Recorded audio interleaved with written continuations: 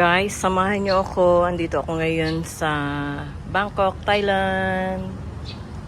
Itutur ko kayo sa hotel kung saan kami nag-stay.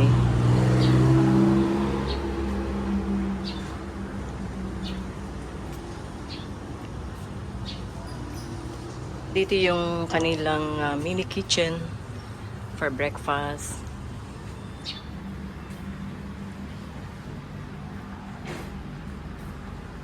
Pasok din tayo dito sa kanilang mini reception.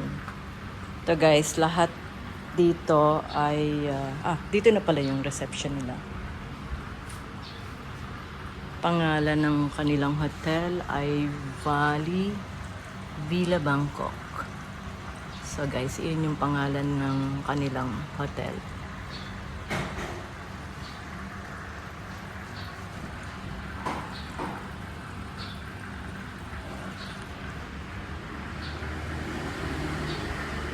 Tour tayo ng konti dito sa kitchen nila.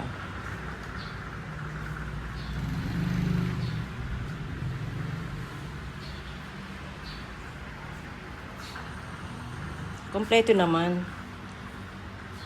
Medyo na late lang kami ng baba ngayon. So kaya coffee na lang inabot namin. Pero yung breakfast nila included yun sa price na babayaran nyo per day. Approximately, ang babayaran nyo dito per day is 1,500 to 2,000 baht. Kasama na ang breakfast doon. So, ayan guys, gagawa kayo dito. Pero ang coffee nila unlimited, ha? Dito naman tayo sa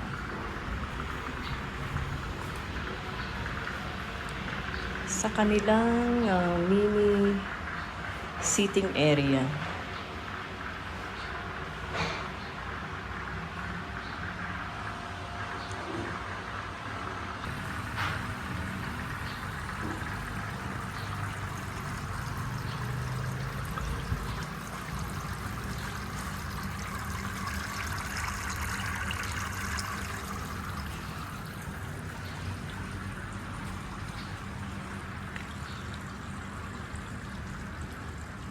Ako, first day ko ngayon dito sa Bangkok.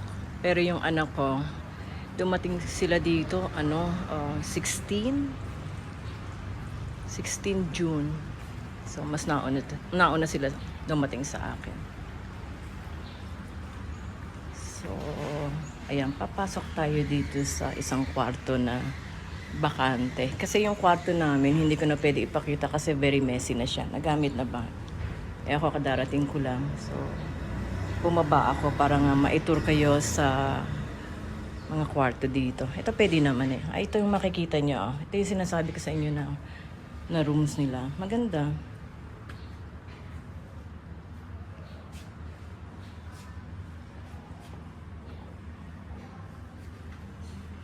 May mini fridge din.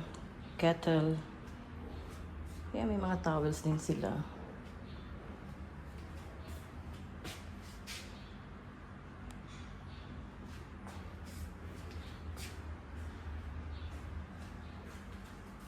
Dito tayo sa toilet.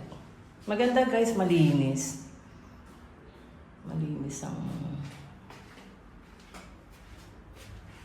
shower nila. Kita naman sa glass. So hindi na ako papasok. Dito na lang ako sa labas. Naki-video lang naman ako dito kasi nga messy na yung room namin so hindi na pwede.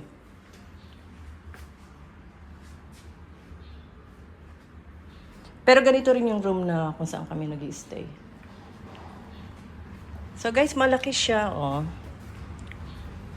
Marami siyang rooms.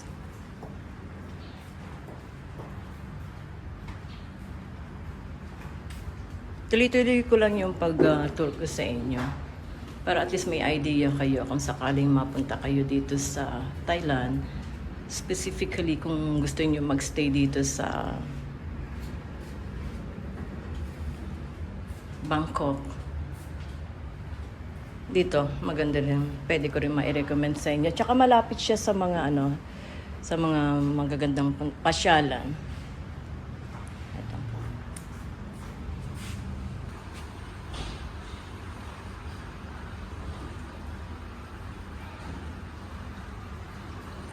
Hanap tayo ng pwedeng makausap dito para sa more info ng place na ito. Ayan na.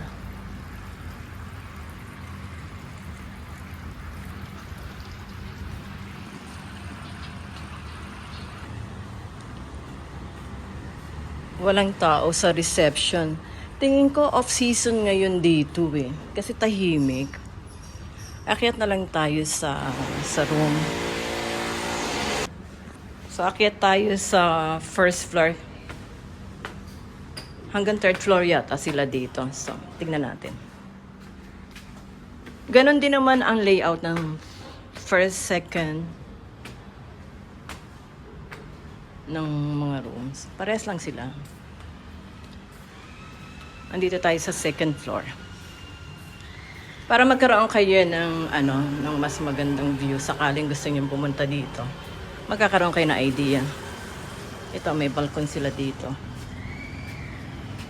Ito yung labas.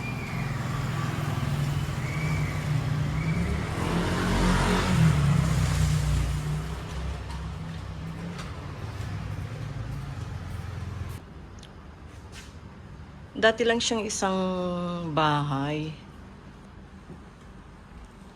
Pero ngayon ay ginawa na nilang hotel. Makikita niyo yung structure ng bahay. O, talaga siyang bahay talaga.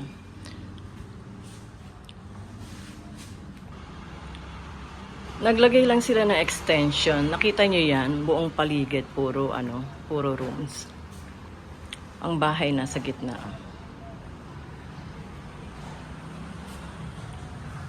Akyat tayo sa second floor. Hanggang second floor lang pala.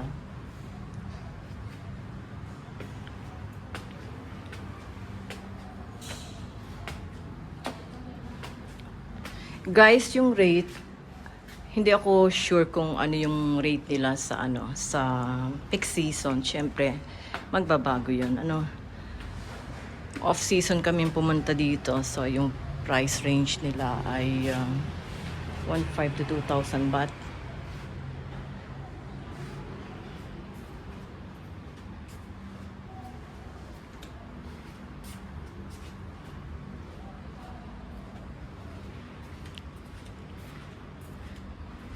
So, yan lang guys. Dito nagtatapos ang tour ko sa hotel stay namin dito.